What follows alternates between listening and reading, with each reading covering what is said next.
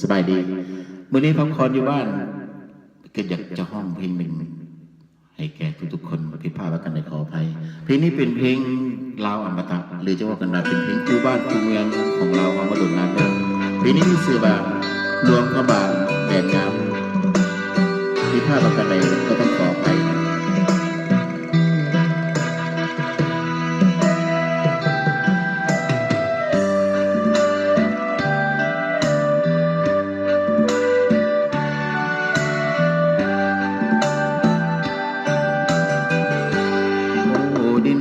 แคว้นแห่งความฝันสวยงามตระการดังหนึ่งเทวันสรรสร้างสมคำเล่าลือเมืองหลวงพระบางปราสาทเวียงวังแวววาวสะดุดตายอดภูสีสูงเด่นงามล้ำวัดว่าอาหารเป็นมิ่งขวัญเมืองสง่าผู้สนทั่วไปใจล้วนเมตตาพุทธศาสนานำพาสุขสันต์ดินแดนแห่งความวิไลเลี้ยวแลแห่งใด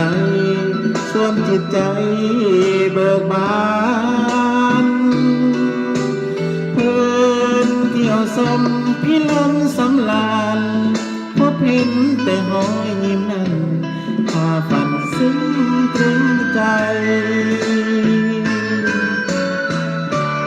ดินแดนใดใสจะเปรียบเหมือนฟังใจติดเตือน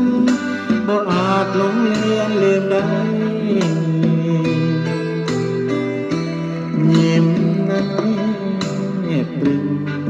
ซาบซึ้งหรือไทยมีค่าความหมายไม่ตรีต่อกัน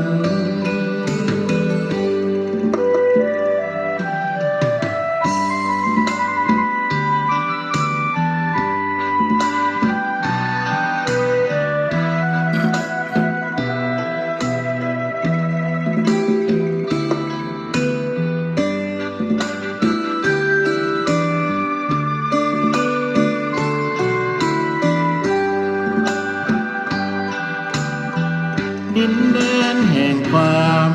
วิไลเลี้ยวแลแห่งใดส่วนจิตใจเบิกบานเพื่อนเที่ยวสมพิลมสำลานพบเห็นแต่หอยยิ้มนั้นพาฝันซึ้งตรึงใจแดนใดใสจะเปรียบเหมือนฟังใจติดเตือนบ่อาจหลงเลือนลืมได้